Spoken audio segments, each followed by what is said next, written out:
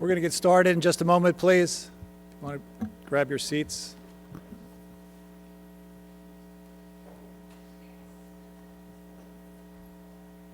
You good up there? Okay. All right, well, good afternoon, everyone. And thank you for coming here today on behalf of the entire Hero Care Connect team. I want to welcome you here. My name is Louis Bezic. I'm a senior VP at the Cooper Healthcare System, and I really appreciate you coming out here today. Before we do anything, and also I do want to welcome you to the Cooper Medical School of Rowan University here on the campus of Cooper University Healthcare. Do we have any veterans or active military with us today? If you would stand up, please. And those of you who are not, we want to applaud these guys.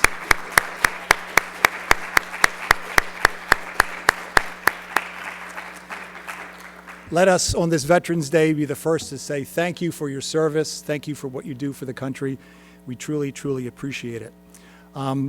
This event here today is brought to you by, in many ways, by a program called Hero Care Connect. It is a partnership between the Cooper University Healthcare and the Deborah Heart and Lung Center that began in about 2017, April of 2017. And the program is a one-stop concierge program where we provide mostly specialty care. Once in a while, when they are in a pinch, we do primary care, but it basically is a specialty care for the active military, their dependents, reservists, at the Joint Base McGuire-Dix Lakehurst, as well as our veterans that are served by various veterans health centers around the region. And our pledge to those military personnel and to the veterans is, if they need it, to get them an appointment within 24 to 48 hours. We believe that that's the kind of commitment that they are deserving of based on their commitment to our country. More than 5,000 specialty appointments have been made since 2017, and about 1,500 screenings. Today, through the benefit of through the measure of a YouTube live stream, we have a whole group of individuals out at the Deborah Heart and Lung Center that are seeing this live stream of today's event. So we want to say thank you to those folks out there, to my colleague, Christine Carlton Glazer. Thank you, Christine, for setting up the live stream with us out at Deborah. The other organization and individual I want to recognize is Kathleen Noonan from the Camden Coalition of Healthcare Partners.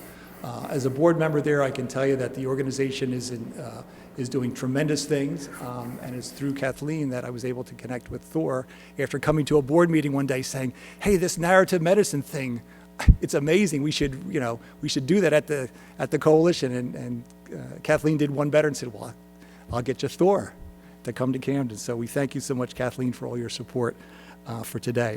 I also want to give special thanks to Dean Annette Raboli and everybody here at the Cooper Medical School of Rowan University for hosting us today and for arranging the live feed. And also thanks to all the medical students that are supportive of this program and are here today.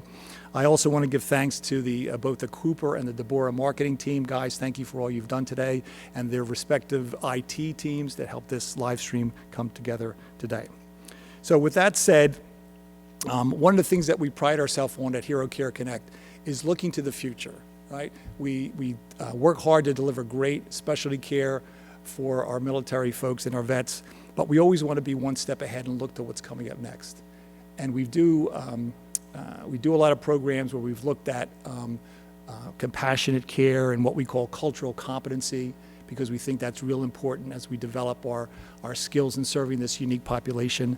And that's why it really struck me when I did read that article, how much this narrative medicine really can ring us, strike a chord with the people that we serve every day. And so very, very happy to have Thor with us today, Thor Ringler, to do this, because I really think it can make a huge difference. So let me tell you that Thor Ringler works as a writer and editor at the Madison VA Hospital, where he manages the My VA, My Story project. My VA, My Story team members interview veterans about their life stories. They write up narratives based on those interviews, revise the stories with veteran input, add them to the electronic medical record, and share the stories with the veterans care team. So everyone virtually who treats these individuals works off the same narrative, and obviously they believe it's so important to their care. The aim of the project is to foster a closer connection between VA providers and the veterans in their care. Thor has an MFA in poetry from the University of Pittsburgh. I believe he's the first poet I've ever had the pleasure of introducing in my career, so that's a first here. And an MS in marriage and family therapy from Edgewood College. Thor lives in Madison. He is currently working on a collection of poems and stories related to his work at the VA. Please join me in welcoming to Camden, New Jersey, Thor Ringler. Yeah, am I good? Can you hear me? I turned it on. Let's see, okay, I just have to, oh, I'm good, okay, thank you. Thanks so much, Lou, and thanks to Cooper for inviting me out here and the Camden Coalition. It's exciting to be out here. I've got this today, and then tomorrow I'm going to the Philadelphia VA to do a training there for staff and volunteers, so it's exciting to be out in this part of the world for a Midwesterner like myself. And it was snowing in Madison this morning, so I think I got the better weather. So I'm just going to go ahead and get started. And thanks for coming out today and for making this part of your Veterans Day experience. You know, obviously, stories are a big part of the presentation I'm going to do. They have a particular connection to veterans and the service that they give to our country. So the common thread through many of these stories is military service, not all of them. I'm going to be reading some of these stories in the presentation today. And then I'm going to leave room at the end for your questions, okay? So thanks all for coming out. Let's see, it's not going forward though. Do I have to point it at something?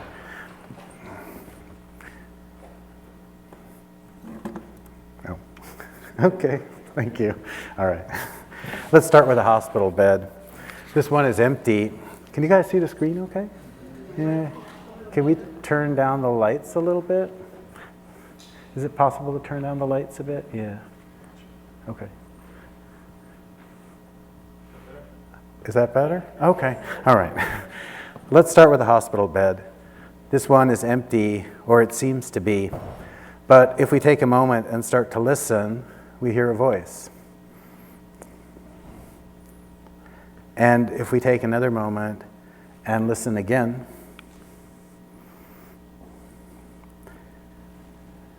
nobody wanted to listen. I get so busy. This is just one bed in one VA hospital. Now imagine more beds. Imagine 20,000 beds across the VA. Imagine 900,000 beds across the US. That's nobody wanted to listen. I get so busy. And it leaves us with this big question: how do we get from this empty bed to a room like this? Or a room like this?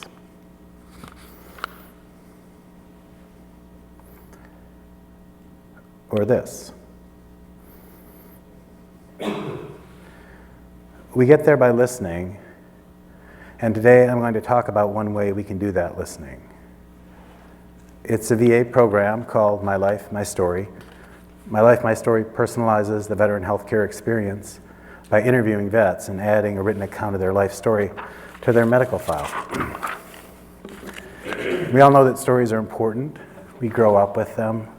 Our parents tell them to us. We tell them to our children. We tell them to each other. We tell them to ourselves. They're one of the ways we understand the world and our place in it.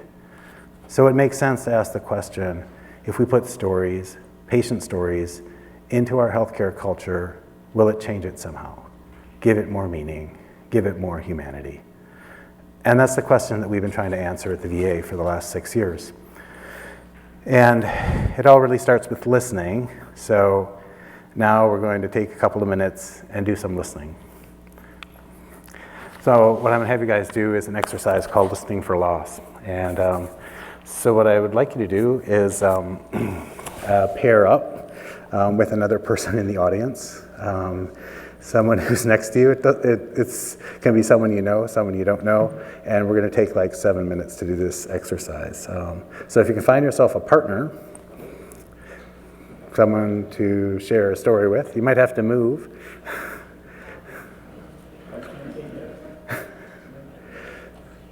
You guys are good. Yeah, you guys are a pair. Somebody need a partner? I can partner with someone if we need to. This is a little bit of an exercise. I'll wait till you guys everyone finds somebody.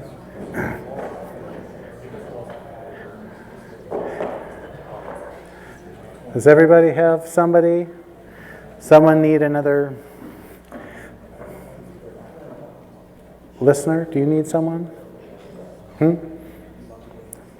Okay. Are you guys partnered up there? How about in the back there? Are you good? You guys are good? How about you in the blue shirt? Do you need someone? You guys are going to, okay. You're going to sit in there and listen in on that? Okay. Okay, so once you have your partner, one of you is going to be the listener and one of you is going to be the talker. And what you're going to do, the person who's going to be the talker is going to share the story of a loss with the listener, okay? And that loss doesn't have to be, it can be any kind of loss. It can be big, it can be small. It could be like a balloon at a fair when you're, a little kid, or it could be a puppy, or it could be something more serious. It's up to you what you wish to share. And you're going to tell that story to the listener, and you're going to do that for 3 minutes. And then after that, we're going to actually switch roles. So, and the rules are this: listener, you can't talk, okay? All you can do is listen. All right, as well as you can. And that means you can make eye contact, you can be receptive in any way, just not in the way of talking, okay? And talker, your job is just to talk. Any questions at all? And let me just get my phone up here so we can do this.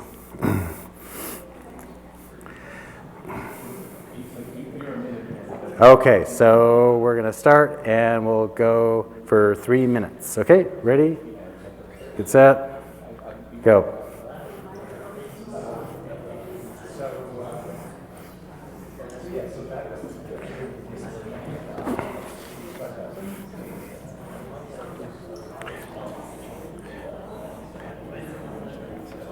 Oh, turn that off, yeah. Okay.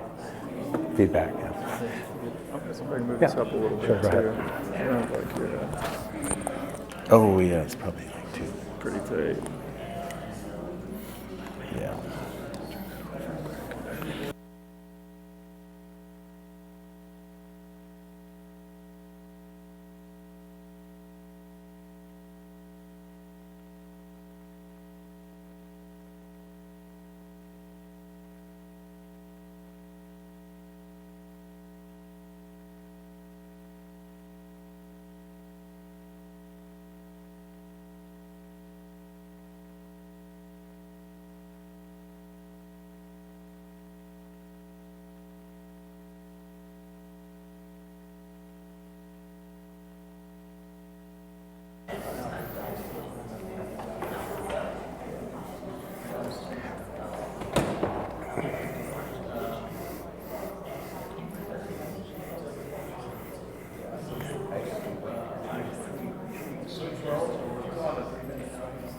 Got another minute and a half.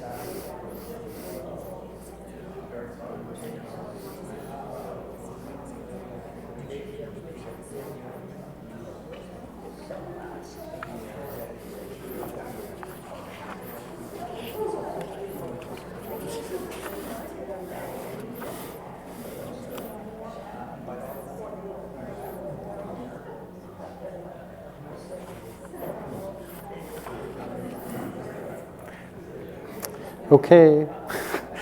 All right, so now we're going to stop.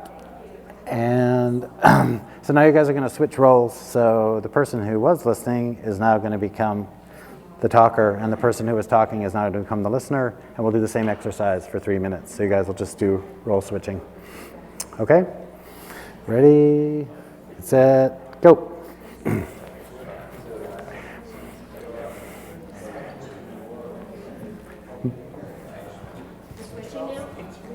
Yes.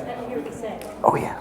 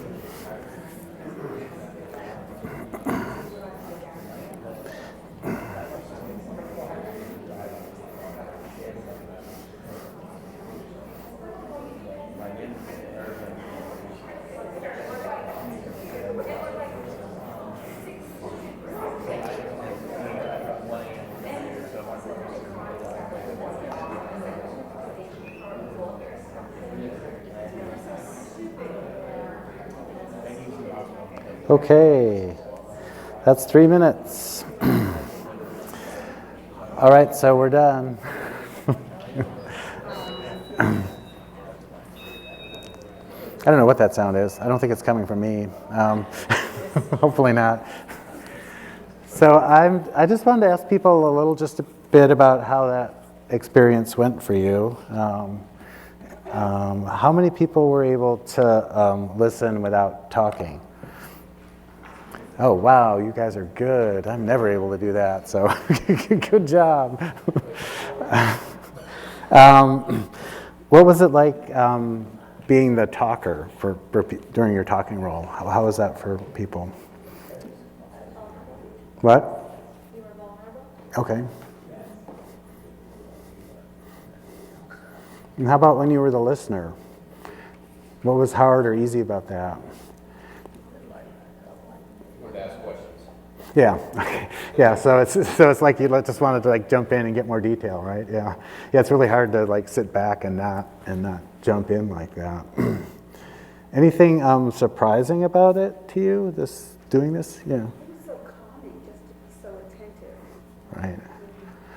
And not feel like they had to respond, just to let the individual speak to you. Right. No, that's a great point. Yeah. Right. So in some ways, there's this pressure to like ask questions, right? But also just this, there's sort of a freedom in listening, right? That's there that creates a different feeling. Anybody else? Yeah. I actually thought I was able to hear more of the story because I didn't say anything, didn't ask for clarification. It wasn't my story. Right. For the listeners. So I felt as though it was more open, Right. a fuller picture of what she was willing to share. Yeah. No, that's great too. No, I think that's right, because I think there's a way in which we want to kind of rush in and sort of shape the narrative somehow through our questioning too. Anybody else responding?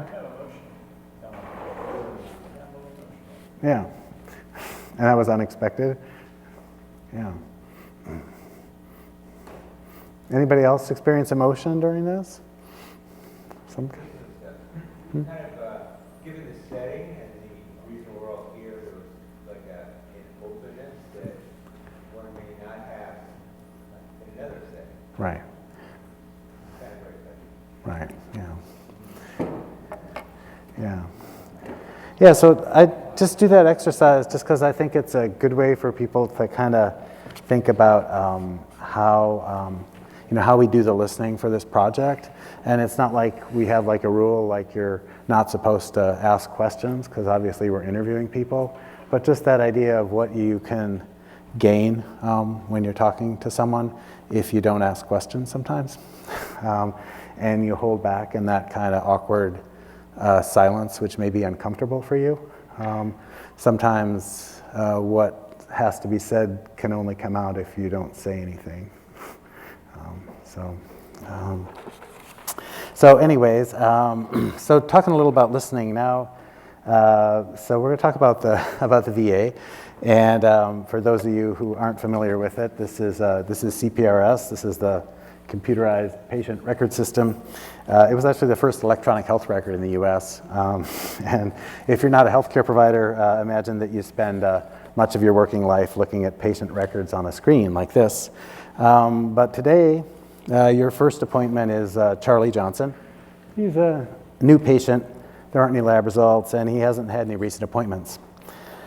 But what if there was a way to find out Charlie's story, his past history, what motivates him towards change, the social and family relationships that matter most to him, the experiences that might be points of connection for you as a provider.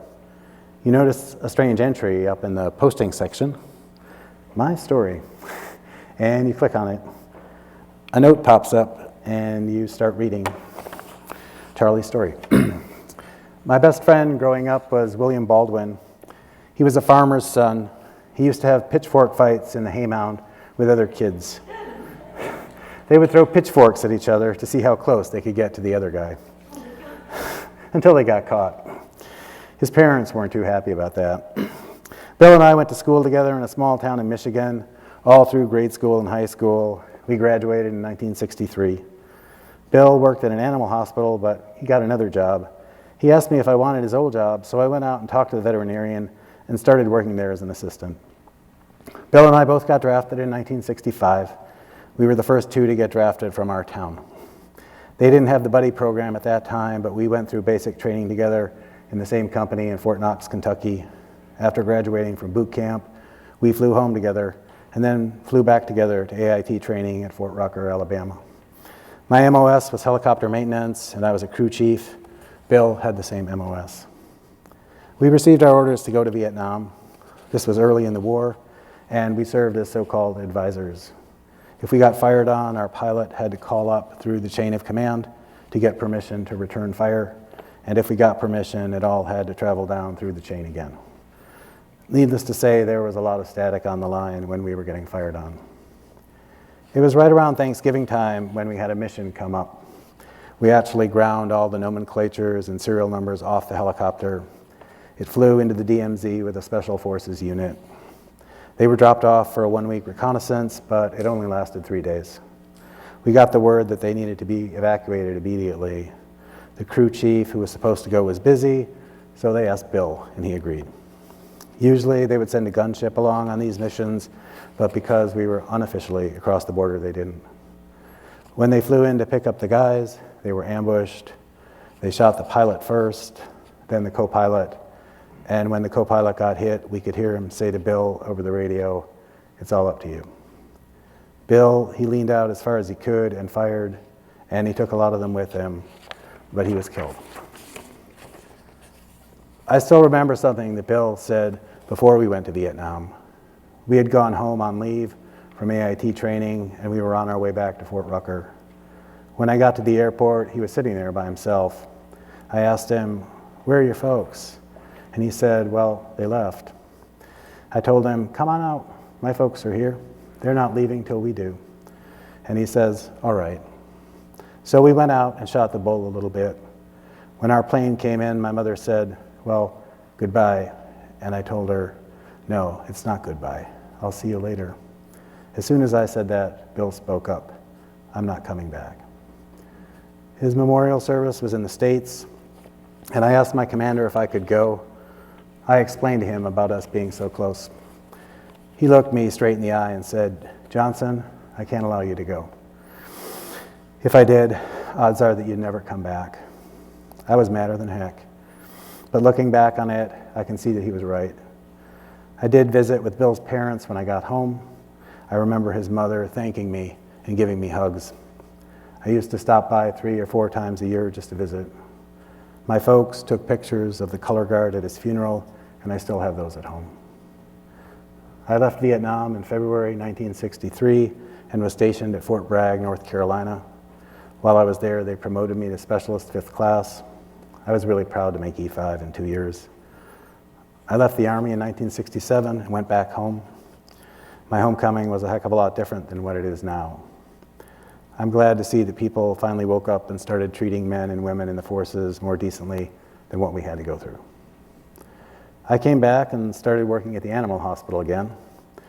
They were shorthanded on receptionists up front, and that's when Connie showed up. I asked her out on December 27th. I asked her to marry me on January 26th. We got married on July 25th. This year we'll be 46 years together.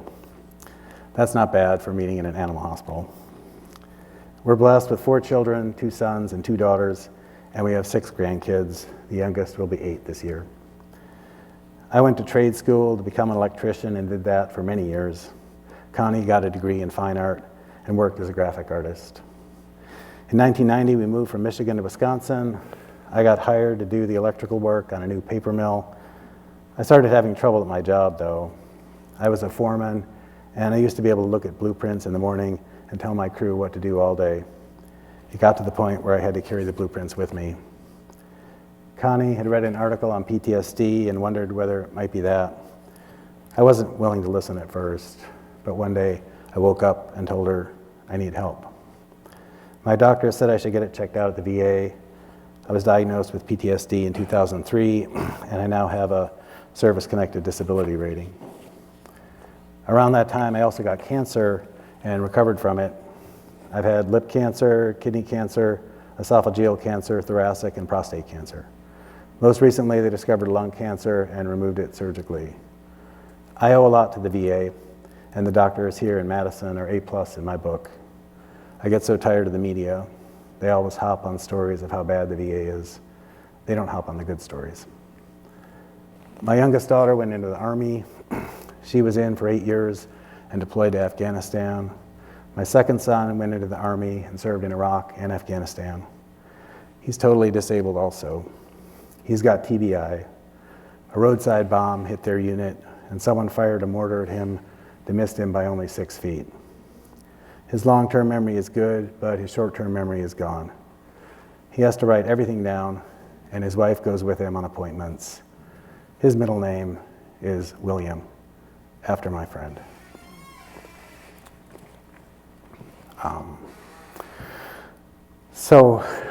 When Charlie told me the story, his wife was in the room too, and thank you. It was an emotional story for him to tell. And I had asked him a couple times whether he wanted to continue the interview, And he said yes. He said he had to tell it that he needed to for his friend. It mattered to him. And I think because it mattered to him, you know, it mattered to everybody who was in the room listening to the story, and it matters to the people who read the story. And somehow because of that, Charlie matters more to us than he did when he was just an entry on a computer screen. So a little bit about how we get these stories. So we have VA staff, community volunteers, or student learners interview veterans and ask them what they'd like their care team to know about them. Those interviews typically last about just under an hour. They're about 55 minutes. After the interviewer writes up a short story, and they review that story with the veteran. The veteran is able to make any changes that he or she wants. Once the veteran approves of the story, they get printed copies of the story to share. Those requests have ranged from anywhere from 1 to 100 copies for some of our older vets who have big families. And the other thing is that we put the story in the EHR, in the electronic health record. A little bit about the stories themselves. We aim for 1,000 words. We're a little over that. We've interviewed 2,300 people at the Madison VA, and our average is 1,099 right now. They're first-person stories. They're told in the veteran's voice. It can only go in the record if the veteran approves of it, and at any point they can withdraw from the process. So it's really driven by them and their sort of comfort level with the process and trust in it. And we put it in the record in a prominent place. Why do stories matter? Well, I think people have known for a long time that stories are important, and the patients that come to us, the people that we try to help, have lives that are bigger than just what they're presenting us with. And Hippocrates, has this famous quote, "It's far more important to know what person the disease has than what disease the person has." And then Sir William Osler in the 19th century said, "The good physician treats the disease, the great physician treats the patient who has the disease." So there's something in these stories that tells us more about the people who we're trying to care for. And sometimes the stories are historical too, and I just want to read this story. This is way back in the 20th century in 1944. This is Glenn's story. "I never thought I'd see 18. I was with the 101st Airborne, and we were flying over the English Channel for the invasion of Normandy. It was early in the morning, about 1 a.m. I looked out the window and I could see all the boats in the channel ready for the invasion. There were so many that it looked like you could walk from one to the next without getting wet. And there were planes all over, thousands of them, transporters, bombers, and freighters, all getting ready. You could never forget that day. There were so many airplanes around us. When we jumped, we could hear the machine gun fire coming at us.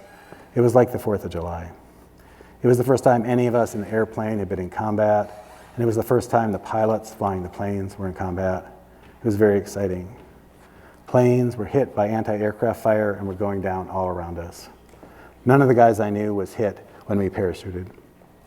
It wasn't long before a concussion grenade got me. I remember being thrown 20 to 30 feet through the air. I was unconscious 2 or 3 days, and I ended up in a German field hospital where they took good care of me. When they were ready to transfer me to the POW camp, the only thing I remember was that my hearing was bad. But then that cleared up. I was not at the hospital for more than a week. The POW camp was right on the border between Czechoslovakia and Germany. It turned out that escaping was easy.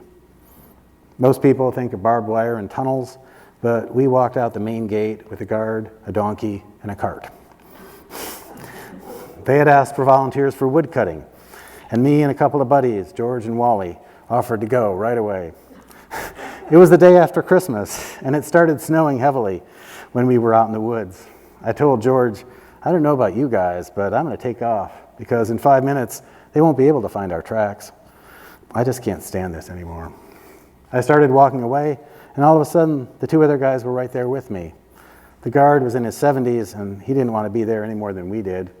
He had a gun, but I don't know that he could lift it. We were on the loose in Poland and Czechoslovakia for the next 5 months. I hadn't thought about it. We just left because it was snowing so hard. We wrapped ourselves in gunny sacks we found in barns. We had to forage for food. We ate a lot of rutabagas, which I cannot stand to look at now, and rotten potatoes. That's when we lost most of our weight. When I went into the Army, I weighed 165 pounds. When I got out of the prison camp, I weighed 89. We stayed in barns in the daytime and traveled at night because we had no idea of knowing who the enemy was. It was near the end of the war, and the Germans were discarding their uniforms and wearing civilian clothes. We didn't have any idea where we were. One day, I came out of a barn for some fresh air and saw a British fighter plane come over. A German Ack shot it out of the sky, and we saw 2 parachutes blossom out. I told George and Wally to stay put, and I went to find them and see if they were all right. I found them, and they had their survival pistols aimed right at me. They didn't know who we were. We had no uniforms. We were wrapped in gunny sacks. My beard was long, and we were very thin. I finally convinced them that we were POWs, and they came with us. Fortunately, they knew exactly where we were and where the American lines were. It took us about 2 weeks to get close to the lines, but prior to getting there, we had to cross a big river. We found a wooden rowboat buried in the mud and dug it out. There were no oars or paddles. The Brits cut some tree branches so we could push ourselves across, but the water was too deep and the branches didn't reach the bottom. We all got in, the boat was leaky. We started to float downstream and we could hear all the fighting going on. I thought, oh boy, all this time, and now we're either going to be drowned or get recaptured. But finally, we made it across. Even when we got across the American lines, they split us up and interviewed us separately for 2 days before they were confident that we were escaped POWs. Finally, they let us go to the mess hall. The mess sergeant looked at the 3 of us, and I said, "We are American soldiers who escaped from a prison camp." He said, "I'll make you anything you want." He made us hamburger steak and American fries, and we took about 2 bites. My stomach was shrunk, and I just couldn't eat anymore. So I started to cut the food up and put it in my pockets. The cook said, "What the hell are you doing?" "I'm not going anyplace." I said, "I don't know that." We had lost all faith in others. We had been living on instinct alone. How I met my wife is a really good story. When I was in prison camp, I met a guy who was also from Wisconsin. We made a bond. One day, he got a letter from home with a photo of his family. In the picture was Annie, his sister. I said, "Geez, she's pretty. I'm going to marry her someday." 3 years later, I did. Here's how that happened. When I finally got out of the service, I lived in Racine, Wisconsin. Wally and I were going to go fishing up north. I told him that I thought I knew someone nearby, and I had her address in my wallet. We found the street right away. I knocked on the door, and Annie answered. I said, "Hello, Annie." She looked at me and said, "Who are you?" I told her, and she said, "My brother knew a guy by that name, but he was killed." "Well," I said, "I'm still around." We later figured out that the Germans had told other POWs that they'd captured and shot us after we'd walked away from the woodcutting job. They didn't want anyone else trying to escape. Shortly after we met, Annie and I started dating, and then we got married. We had 61 wonderful years. We ran 5 businesses together, and then by age 51, we sold the last business, bought a little cabin up north, and enjoyed ourselves. I had the best wife and son. We had a lot of give and take, but we always came out of it. My wife and son are both gone now. Annie had colon disease and had a rough time at the end, but life is great when it's going good. So it's another story. So there, also can be, sort of windows to another time, and another experience, a whole world that we're not, privy to because of our younger age, and so there's also that quality to them. But I just wanted to return back to that quote that we started with at the beginning. And then just finish it off because after this, the veteran said, "This is the first time that anybody listened to him." So quite simply, it's that stories change the story. And now I'm going to read you some quotes from some vets who have participated in the program, just to give you a sense of the impact that it has on them. Going through the process of writing my life story has helped relieve some of the pain, physical and emotional, but more importantly, just when I thought I hadn't made an impact on anyone's life, After sharing my story with family and friends, I realized that I did. The interview was enjoyable. I said things that I had never told anyone. I'm now saying those things to my friends and family. It feels good. Thank you very much. This was very worthwhile and gave me the opening to share thoughts and memories that were buried for 40 plus years. And so those are the comments on the surveys. We also learned from the surveys, this is back in 2014, we interviewed veterans who had participated. We learned that they like the interview process. They feel that the story is a helpful part of their care, and they want us to continue the program. So we did, but we also wanted to know how providers were responding, because that's obviously a big part of this program. It's not just the impact that it has on the people whose stories we gather, but the people who are reading those stories in the record. So I'm going to take the next couple slides and just talk a little bit about that. I'm going to start with a story or a letter that we got from one of the staff endocrinologists at the Durham VA, and this was sent to the My Life, My Story head at Durham. I'd like to thank you for the My Story you did on a veteran I saw in clinic today with one of the Duke Endocrine Fellows.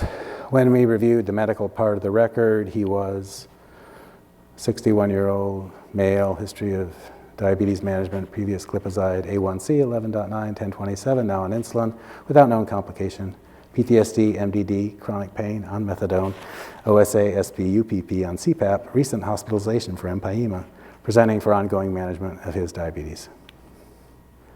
After we read the My Story, he became a hero in our eyes. Turns out he was in the 82nd Airborne Division as a machine gunner. He joined the Army boxing team and spent a year as a novice boxer, winning a tournament and training for the '76 Olympics.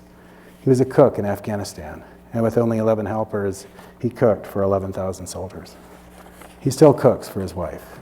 He now helps other veterans by taking care of their spiritual needs as a pastor. And the letter continues. It was wonderful to have this background on the veteran before we saw him in clinic. The fellow commented that she would love to read a My Story on all the patients we see. Knowing he is a cook, we could tailor our diet education to meet his needs. Knowing that he had been active in sports helped us counsel him on the importance of physical activity in managing diabetes. So this letter shows us how a single story impacted two providers, right? How it shifted their perspective on a patient, but also the care conversations that they could have with him, how it changed the story. But what happens on a larger scale? So what happens when you have a lot of stories and a lot of providers are reading them? And the next two slides tell that story. So in 2014, we asked Madison VA providers a couple things that we thought were kind of critical. This was 6 months after the program started. We wanted to know whether reading the notes, My Story notes they're called, was a good use of their clinical time, and those responses are in the blue here. And we also asked them whether reading the notes would help them provide better treatment or care. So we were happy with these results because we wanted to make sure that, that we were in the right direction, right? Because we didn't want to waste people's time if they weren't reading them or if they didn't think they were helpful. But now we're going to move forward 3 years, and 3 years later we ask the same questions. And I want you to watch how this curve, this distribution moves over the course of those 3 years.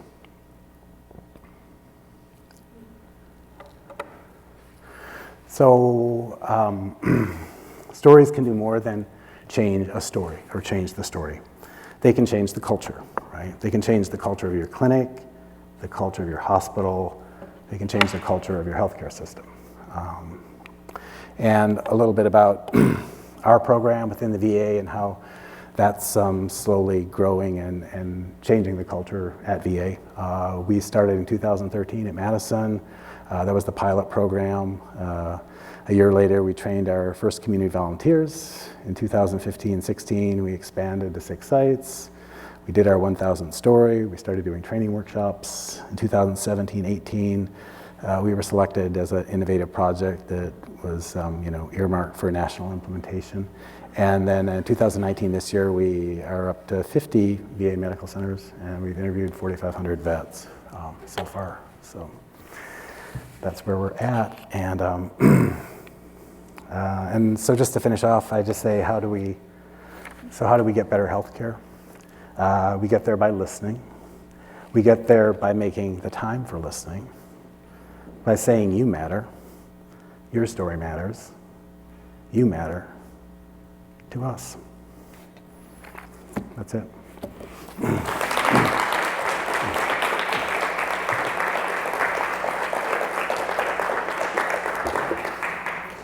Questions would be great, yeah. So please, if anyone has questions, yeah. You mentioned that you have community volunteers that we need. Yes. What are their backgrounds? So most of them either have a background in a writing background, or a background in healthcare. So most of our volunteers are people who are either writers themselves or taught writing, or they were either providers who are retired or semi-retired. So we have social workers, nurses, doctors, and then we have English teachers, people who, have written for the New Yorker and won various prizes. So we have some great volunteers. But a writing background or a background in healthcare is what we look for. Yeah. Yes. As someone who spends a lot of time in CPRS, Yes. so I think it's becoming increasingly recognized that the electronic health record is a great repository of information, but at the same time it's very dehumanizing. Right. Both the provider and the patient. Right. For a number of reasons, mostly having to do with typing, looking at the monitor, not paying. Do you see this as having some benefits in terms of trying to change that experience as we use electronic medical records more, and we have real-time entry of information while Yeah, I think the reason why people respond to this program is precisely because of the electronic health record and the adoption of it by almost every hospital in the country. And as a result of that, the increased time that providers spend on the screen, the less time they spend with patients. I do think, just from my own perspective, that we can complain about the record as much as we want, but we created it. It's ours, If we want it to be better than it is, if we want it to give us more than it gives us, we can make it do that. We just have to make a choice that it does. That's what I think. So let's just be courageous and say that the electronic health record can be a place where people are and where things that matter to us are there and can make us care. Let's just say that that's important and put it in there. Because I think, why not? It's there. It's where we spend all our time. Let's not say we're going to get rid of it. That's never going to happen. But let's at least make it something that matters. Not that all the stuff in there doesn't matter. I don't mean that at all. But that kind of mattering that you won't get from something else. So, Deborah's asking if you could repeat your question. They didn't hear your question. So they're asking if you could just summarize, because they're interested in this topic. Oh yeah, we could pass that around. Sorry about that. Yeah. Sure. So I'll succinctly repeat. I use electronic medical record a lot, and CPRS as a matter of fact. And one of the major concerns about the VA's electronic record, and actually medical record in all systems, is that there's so much focus on real-time entry. And so you're sitting, typing, often not facing the person you're speaking to. You're writing notes, prescriptions, consults, reviewing images, all while you're interacting with a patient, in this case veteran patients, in this particular medical record. VA's medical record is a little better in that it's not a billing tool. So in community practices, you also have to make sure you spend a lot of time capturing all your work because of financial realities. So it is a very dehumanizing experience for the patient and also for the provider who has to type, look up, type, fix errors, check things, and enter everything from new appointments to pharmacy to durable medical equipment all during that visit, so it's all taken care of before the veteran leaves the room. Otherwise, they can't get their next appointment, they can't get the equipment they need, they can't go to the pharmacy. So it's, my question was, does this, incredibly moving talk that we just heard, does it add a human dimension that's very badly needed to the electronic medical record and to the whole process by which patients are seen? Right. And I just think, just to amplify that, I think there's no reason why we can't have, why we can't have compassion in there. Why can't we feel? Why can't people matter to us? Why can't we put things in the chart that make patients matter to us? Is there something so bad about that? I just think we just have to be a little bold about what matters, and say that people matter, and say that their stories matter, and say that they matter. And we just have to say it, and do it. I don't know. I just wanted to mention that, that you guys started this and the VA, but it has spilled out into medicine in general, and there are, number of hospitals across the country, right, that are trying to do the same thing, albeit not necessarily with veterans, Right. but with their patients in general, too. Yeah, that's true, and that's just happened in the last year. So I think, though obviously, this program is, just within the VA, there's no reason why this couldn't exist outside in the private sector. The concerns are the same. Yeah.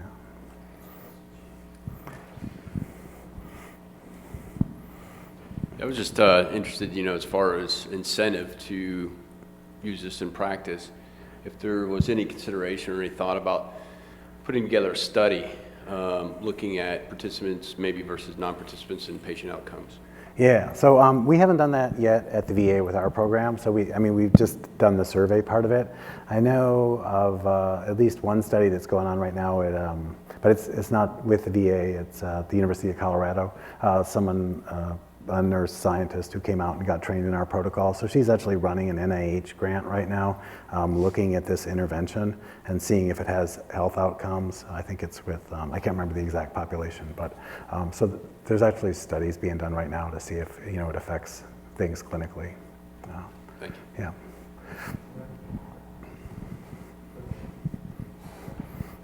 Thank you very much for this program. It's impressive. It looked at how it affected the veterans and how it affected the healthcare team. Have you looked at family members and their impact of this story? Because from my understanding, again, not being a veteran, but knowing many, that they don't tell their stories a lot of times when they've gone through these ordeals and these issues. Right. Does it bring the families closer together, a better appreciation at home, and again, the long-term outcome that it would, when you feel better about yourself and your family feels better about you, there's more likely going to be support for things you're going through. Yeah, no, I think that would be a great thing to study, and that's something I haven't really focused on in this talk, but we definitely hear a lot back from families who have heard these stories, and many of them, like in the quote, some of the quotes, but we get feedback from families, first of all, that they've never heard these stories before, and it's, and I think I guess, in some ways, the story can be a way to share things with your family that you wouldn't be able to do face-to-face, right? I think it's really hard I think we all know this, it's really hard to sit in front of people you love and tell them about bad things that happen to you. It's, you get emotional and it's upsetting, right? And I think for some people, these stories are a way to facilitate that, right? Through someone who, the unknown interviewer, right?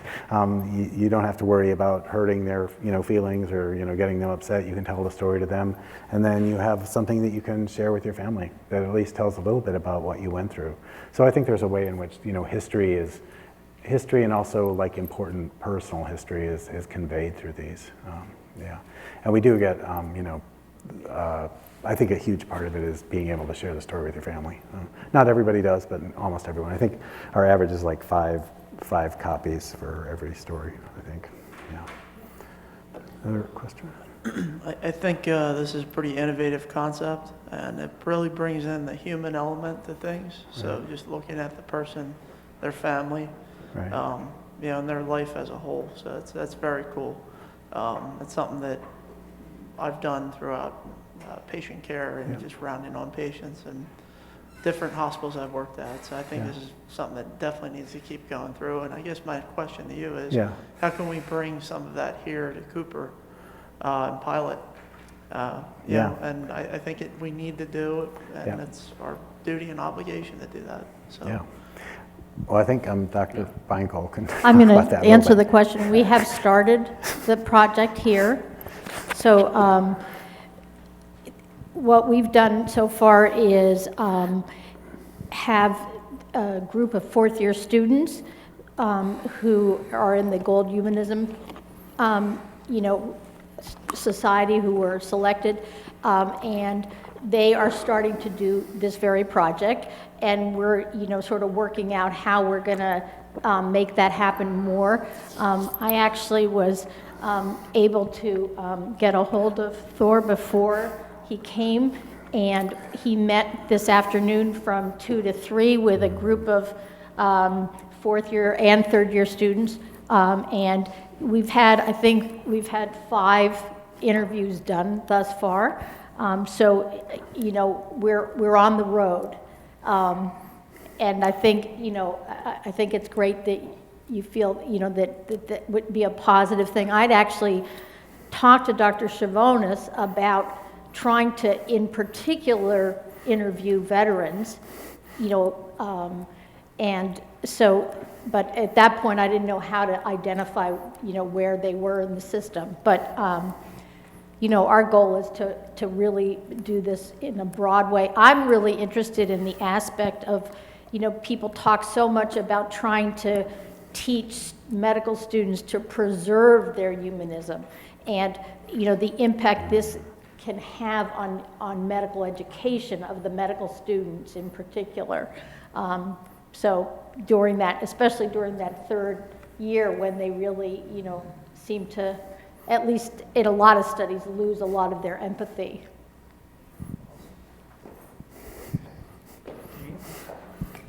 So Thorn, I 2 points. One, when you read Bill's story, he's a veteran in a veterans hospital. Yeah. And what I heard him say to you was he, after all those years of service, recognized his PTSD. Mm-hmm.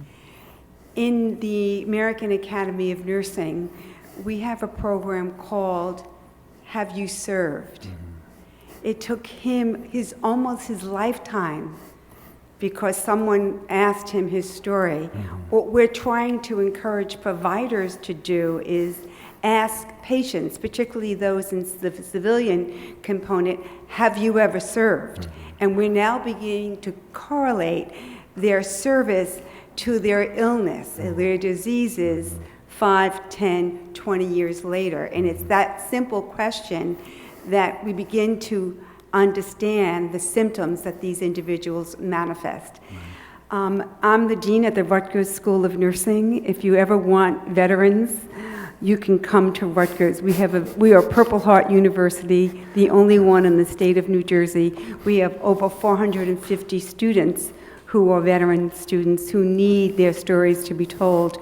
We are now interviewing our own veterans at the School of Nursing through a process calling digital stories, where we actually sit them down and teach them how to record their own stories about themselves.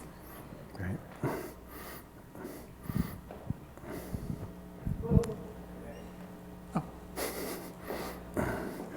Dr. Viner. I was very impressed with this approach you've taken and that Dr. Feingold is also taking here. It's important to pause to realize that it wasn't that many years ago when all doctors did this. All patients had their private physicians. The physician almost invariably knew the patient well, knew the family, knew the spouse, and so forth. This has all been lost, and we've thrown the baby away with the bathwater somehow. And this is very important to compensate, but that's what we're doing. We're compensating for a day gone by when this was de rigueur. I mean, this was routine. So, and I'm older than probably anyone in the room, and but I lived through the time when this was the way it was, and my teachers were doctors of this kind, and I tried to be one of that kind, and that sort of gradually, just like the mom and pop hardware stores and pharmacies have become Home Depots and CVS's, the same things happened. We're depersonalized. So anything we can do to stem that tidal wave is important, and I commend you for your approach. I think it's wonderful, and it will certainly help young physicians be more attuned to what they ought to be. Thank you. So I haven't said anything important, but I just wanted to make those points. Thank you. Other questions? Okay, let's go here and then right back over here. Two things real fast. One is, was this your idea? I don't know whoever idea it was a brilliant one, and if it's yours, it was a bow. group effort, yeah. So Wow. I would say that the idea of putting stories in the chart wasn't mine. It was actually the idea of a psychiatry resident and his two mentors. The shape of the stories and the process of getting them was my idea. How the 1,000 words, the reviewing it, the person owning it, and all. I mean, that was me, but. I also just want to congratulate you. The two you read were fabulous stories. Those were really, really beautiful stories, and a real tribute to the two men that you wrote about. Thank you. Up here. So I'll be brief. Would there be a role for video and saving video clips? I can see, as one sees a patient, if you could do even a 30-second video from the patient as part of a much larger video interview rather than having it in writing. Has that been? I mean, I think you could do that. I mean, I can't do it because I don't know anything about video, but I think that would be another way to sort of make that connection. And we all know, obviously, video has an impact, a different kind of impact than stories, and happens quicker, I would say. So I could think you could definitely do that. I think there's a lot more that goes into video editing than we think about. So I think there's a lot of process up front to make a nice video. But I think people with the skills and the interest could definitely do that, and that could be something. And obviously not in the current version of our CPRS, but in in the next iteration when that could be technologically feasible to have video in the record. You could definitely do that. Yep. Yeah. Any other questions? Anyone? Thanks, Thor. So one thing, just to let everyone know, that at the Camden Coalition, we've actually been doing a project with our community advisory committee where a storyteller, a very wonderful storyteller who lives in South Jersey, has been working with some of our graduates to tell their stories. And part of the reason why they want to do it is because they want to advocate. And the storyteller really helps them, listens to their whole story the way you do, but then actually helps them, because they do want to be advocates, figure out how to tell their story in the sort of an impactful way, depending on who they're talking to. So anyway, I think a lot of us are interested in this, so let's keep talking about it. Thank you, Kathleen. Anyone else? Well, listen, thank you so much, Thor. This is a moving event tonight.